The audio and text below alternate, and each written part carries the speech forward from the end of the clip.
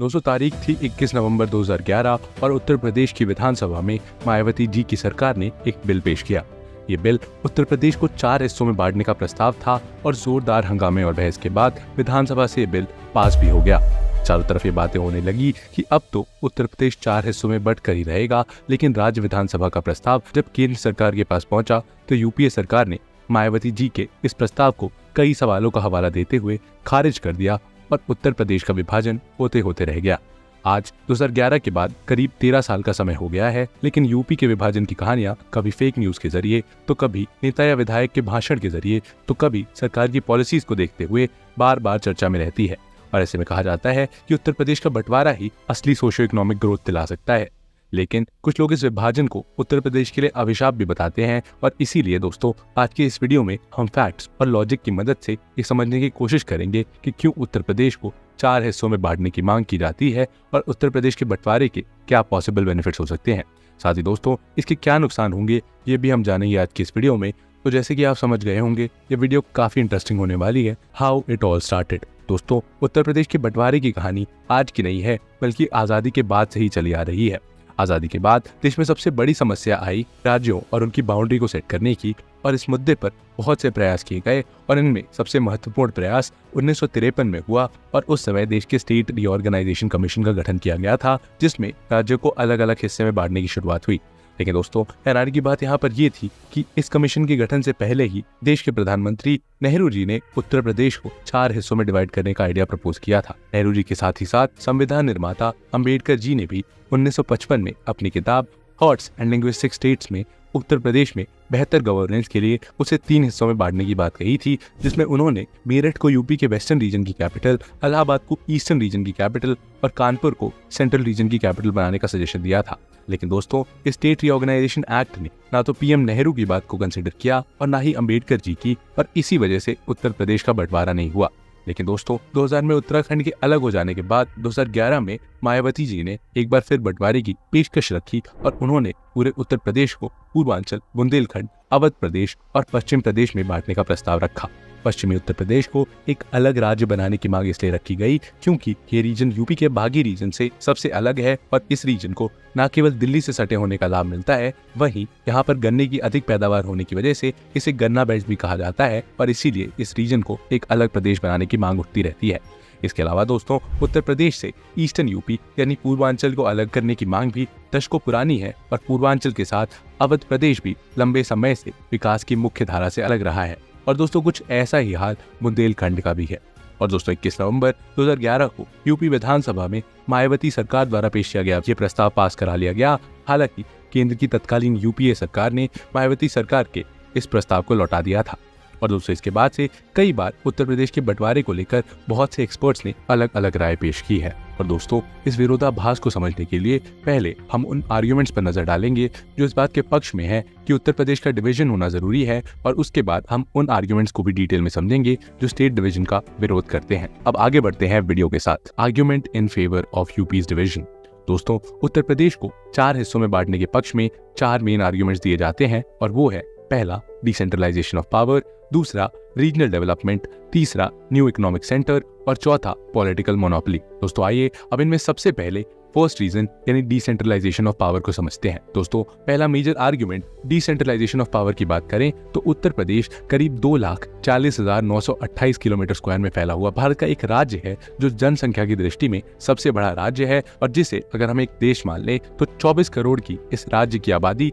इसे दुनिया का 5th मोस्ट पॉपुलस कंट्री बना देगी। और इसी आबादी की वजह से ये राज्य 75 जिलों और 80 लोकसभा सीटों के साथ भारत की पॉलिटिक्स का एपिसेंटर है, जहां से गुजरे बिना दिल्ली में कोई पार्टी सरकार बना ही नहीं सकती है। लेकिन दोस्तों बहुत से एक्सपर्ट्स इसी पॉलिटिकल डोमिनेंस और उत्तर प्रदेश के इस जाइगेंटिक फिगर को उसकी डेवलपमेंट की राह का रोड़ा मानते हैं, और ऐसा कहा जाता है कि उत्तर प्रदेश से देश के 9 प्रधानमंत्री चुने गए हैं, लेकिन फिर भी वो राज्य दशकों तक भारत के बीमारू राज्य की श्रेणी में आता रहा है। आज भले ही ये राज्य उस कैटेगरी से बाहर आ गया हो, लेकिन इसके बावजूद उत्तर प्रदेश की पॉवर्टी रेट 17% से ज्यादा है, जो नेशनल एवरेज से लगभग 3 गुना ज्यादा है। और दोस्तों इससे आप ये समझ सकते हैं कि देश और देश की राजनीति के लिए सबसे जरूरी राज्य अभी तक गरीबी की मार से ऊपर नहीं उठ पाया है, और ऐसा इसीलिए है क्योंकि उत्तर प्रदेश में जनसंख्या इतनी ज्यादा है कि हर शख्स तक सरकार और प्रशासन की रीच हो, ये सरकार के लिए काफी मुश्किल टास्क हो जाता है।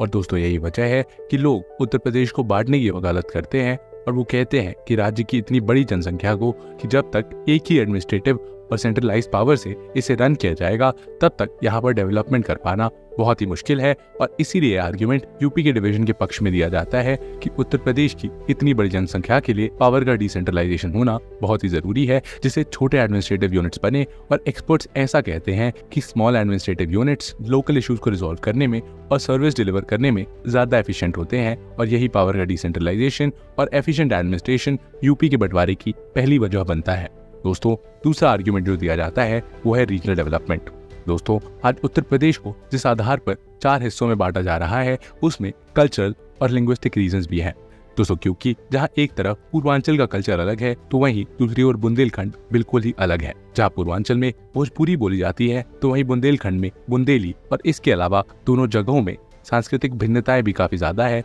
और इसी कल्चरल डिफरेंस की वजह से उत्तर प्रदेश में रीजनल डेवलपमेंट देखने को नहीं मिल रहा है, क्योंकि हर रीजन की अपनी डिमांड और अपनी समस्याएं हैं। बुंदेलखंड में जहां पानी जैसी आधारभूत समस्याएं हैं, वहीं पूर्वांचल लंबे समय से इंडस्ट्रियलाइजेशन से अछूता रहा है। हालांकि अब जाकर पूर्वांचल में इंडस्ट्रियलाइजेशन पर काम चलना शुरू हुआ है, लेकिन फिर भी दोस्तों इतने कल्चरली डाइवर्स रीजन में कोई एक पॉलिसी सभी रीजन में प्रॉब्लम्स को एड्रेस कर पाए, ये पॉसिबल नहीं है। और इस आर्ग्यूमेंट के हिसाब से अगर उत्तर प्रदेश को अलग अलग रीजन और वहाँ के कल्चर और समस्याओं के हिसाब से बांट दिया जाए तो सरकार रीजनल लेवल पर ज्यादा काम कर पाएगी, जिससे रीजनल डेवलपमेंट आसानी से हो पाएगा। और इसके साथ ही यूपी को 4 रीजन में डिवाइड करने के लिए जो अगला आर्ग्यूमेंट है वो है न्यू इकोनॉमिक सेंटर्स का। आज उत्तर प्रदेश भले ही तरक्की की राह पर आगे बढ़ रहा हो, लेकिन इसके ग्रोथ में अगर नोएडा को हटा दें तो मोस्टली उत्तर प्रदेश की स्थिति पहले के मुकाबले ज्यादा बेहतर नहीं मिलेगी, क्योंकि नोएडा उत्तर प्रदेश की जीएसडीपी में अकेले 10% का कंट्रीब्यूशन करता है। और हो सकता है कि आपको ये कम लगे, लेकिन नोएडा के बाद दूसरे नंबर पर आता है लखनऊ,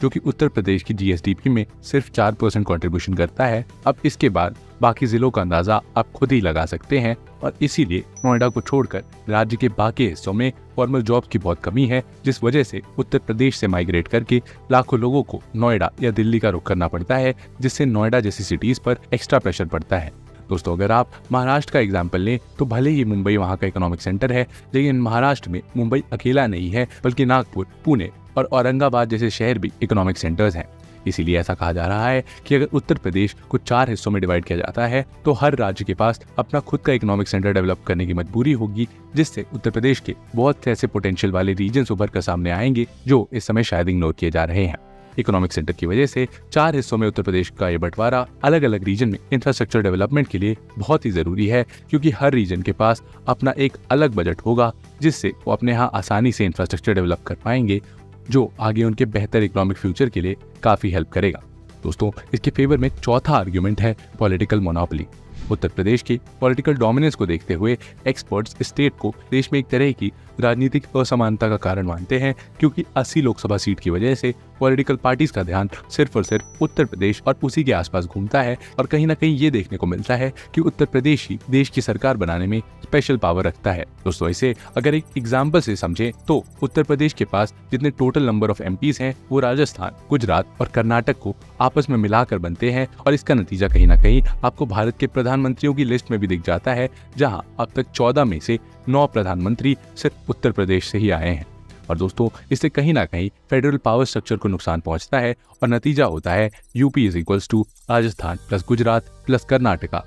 दोस्तों इसकी सबसे बड़ी वजह उत्तर प्रदेश और नॉर्थ इंडिया के हिंदी बेल्ट वाले राज्य हैं, जहां से देश की पॉलिटिक्स पर असर पड़ता है और यहीं से देश के लीडर्स चुने जाते हैं और यही लोग पूरे देश के लिए फैसले भी लेते हैं। ऐसे में इनके फैसले क्वेश्चनेबल हो सकते हैं, क्योंकि देश के दूसरे कोने में जो चल रहा है उससे मेजॉरिटी ऑफ द गवर्नमेंट अनजान है, क्योंकि सरकार में वहां के लोगों का कोई खासा रिप्रेजेंटेशन नहीं है। इसीलिए दोस्तों अगर उत्तर प्रदेश को 4 हिस्सों में डिवाइड किया जाता है तो ये 80 सीटों वाली पॉलिटिकल डोमिनेंस कम होगी, जिससे देश के सभी राज्यों का रिप्रेजेंटेशन इक्वल हो जाएगा और पॉलिटिकल पार्टीज सिर्फ उत्तर प्रदेश को ही चेज नहीं करेंगी। और इससे नेशनल पॉलिटिक्स के साथ उत्तर प्रदेश का भी फायदा होगा, क्योंकि आज कास्ट, रीजन और रिलीजन के नाम पर देश की सबसे बड़ी जनसंख्या को मोबिलाइज करके सभी पॉलिटिकल पार्टीज वोट बैंक में बदलने का काम कर रही है। और ऐसे में ये माना जाता है कि अगर 4 अलग राज्य होते हैं तो वहाँ के लोग अपने रीजन की ग्रोथ, डेवलपमेंट और एम्प्लॉयमेंट को क्लियरली देख पाएंगे। लेकिन दोस्तों हर सिक्के के 2 पहलू होते हैं और इस विभाजन के भी 2 पहलू हैं। आइए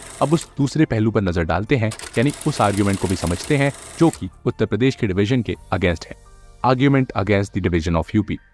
दोस्तों, अगर मैं आपसे कहूं कि उत्तर प्रदेश के बंटवारे से सब कुछ ठीक हो जाएगा तो ये बात पूरी तरीके से सही नहीं है, क्योंकि साल 2000 में उत्तर प्रदेश को पहले भी एक बार बांटा जा चुका है और जो लोग यूपी को बांटने के खिलाफ हैं उनका सबसे प्राइम आर्ग्यूमेंट भी यही है कि हमारे पास स्टेट डिवीजन का एक बैड एक्सपीरियंस है।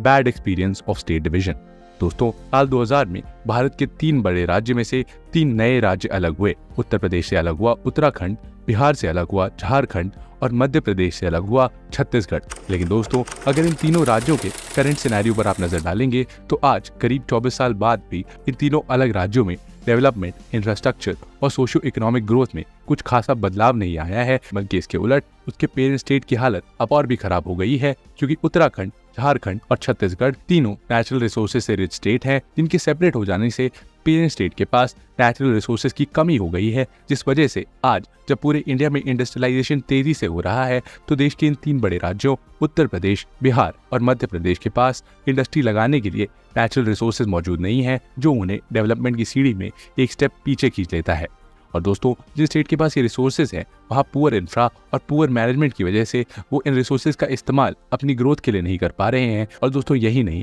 अगर उत्तराखंड का एग्जांपल लें तो इकोनॉमिक टाइम्स के एक आर्टिकल के अकॉर्डिंग उत्तर प्रदेश से अलग होने पर उत्तराखंड में करप्शन का स्तर पहले से अधिक हो चुका है, क्योंकि छोटा राज्य होने की वजह से राज्य के महत्वपूर्ण पोजीशंस पर पार्टी के अपने ही लोग होते हैं जो रिसोर्सेज का ज्यादा से ज्यादा दोहन करते हैं। इन एग्जाम्पल्स का हवाला देकर ऐसा कहा जाता है कि अगर उत्तर प्रदेश को 4 हिस्सों में बांटा जाएगा तो पॉसिबल है कि ये चारों स्टेट या तो नेचुरल रिसोर्सेज की कमी की वजह से या फिर इंफ्रा और मैनेजमेंट में कमजोर होने की वजह से वो इकोनॉमिक डेवलपमेंट हासिल नहीं कर पाएंगे जिनकी अपेक्षा उनसे की जा रही है। और दोस्तों, इसके बाद अगला आर्ग्यूमेंट है tax collection and revenue loss. दोस्तों, इसे हम ऐसे समझ सकते हैं कि आज इंडिया में जहां महाराष्ट्र, गुजरात और तेलंगाना जैसे वेल्दी स्टेट हैं, तो वहीं बिहार और झारखंड जैसे लेस वेल्दी स्टेट्स भी हैं। ऐसे में दोस्तों, सेंट्रल गवर्नमेंट रिचर रीजन्स में ज्यादा टैक्स कलेक्ट करके उसका इस्तेमाल उन पुअर रीजन में करती है जिसके पास ज्यादा टैक्स कलेक्शन और ज्यादा रेवेन्यू जनरेट नहीं होता है। अब इसी लॉजिक को अगर हम उत्तर प्रदेश में भी लगाकर देखें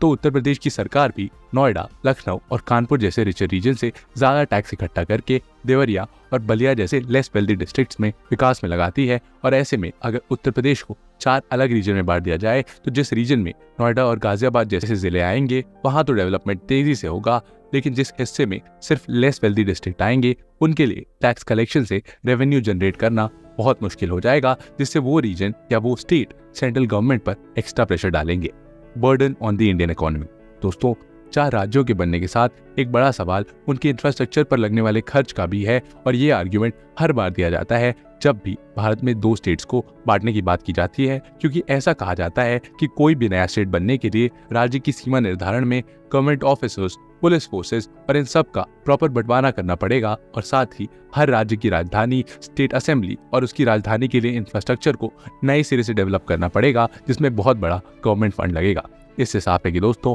अगर नए राज्य बनते हैं तो वहाँ सभी तरह की गवर्नमेंट बिल्डिंग्स, ऑफिसर होम्स और पूरा का पूरा इंफ्रास्ट्रक्चर बिल्ड करना होगा, जो स्टेट के साथ ही साथ देश की इकोनॉमी पर नेगेटिव इम्पैक्ट डालेगा। और इन इंफ्रास्ट्रक्चर को क्रिएट करने में सिर्फ फंड्स ही नहीं, काफी समय भी लगेगा। इसीलिए ऐसा कहा जाता है दोस्तों कि अभी फिलहाल उत्तर प्रदेश को अलग अलग राज्यों में बांटने का आइडिया सही नहीं होगा। कंक्लूजन, वैसे देखा जाए तो उत्तर प्रदेश के 4 हिस्सों में बंटवारे के पक्ष में जो भी आर्ग्यूमेंट या लॉजिक दिए जा रहे हैं वो अपने आप में कहीं ना कहीं सही है, लेकिन अभी भारत जिस इकोनॉमिक ग्रोथ को हासिल करके खुद को डेवलप कंट्री बनाने में लगा हुआ है, ऐसे में 4 नए राज्यों का क्रिएशन देश की अर्थव्यवस्था पर एक प्रेशर भी बिल्ड कर सकता है, जिसका असर भारत की ग्रोथ रेट में भी देखने को मिलेगा। अब क्योंकि बतौर स्टेट उत्तर प्रदेश अपने आप में भी इंडिया की जीडीपी में 8% से ज्यादा कंट्रीब्यूट करता है, इसलिए दोस्तों, अगर स्टेट का बंटवारा होता भी है तो उससे पहले इन सभी पहलुओं को भी गौर से देखना होगा। वैसे आपके अकॉर्डिंग क्या यूपी को 4 भागों में डिवाइड कर देना चाहिए या फिर उसे जैसा वो है वैसा ही रहने देना चाहिए? क्या है आपके ओपिनियंस, जरूर बताइए कमेंट सेक्शन में। लेकिन दोस्तों, इससे पहले कि हम इस वीडियो में आगे बढ़े, मैं आप सभी से ये बताना चाहता हूँ कि अनअकैडमी का जो यूपीएससी सब्सक्रिप्शन है, जिसके प्लस कोर्सेज से 70+ सिलेक्शंस हुए हैं यूपीएससी सीएससी 2023 में, वो अभी अवेलेबल है at its lowest pricing ever, जो कि है 24,999 रुपये। और इस 15 महीने के सब्सक्रिप्शन में कवर होता है आपका कंप्लीट जीएस, सीसैट, और आपको मिलता है टेस्ट सीरीज का access and access to all batches in every language available.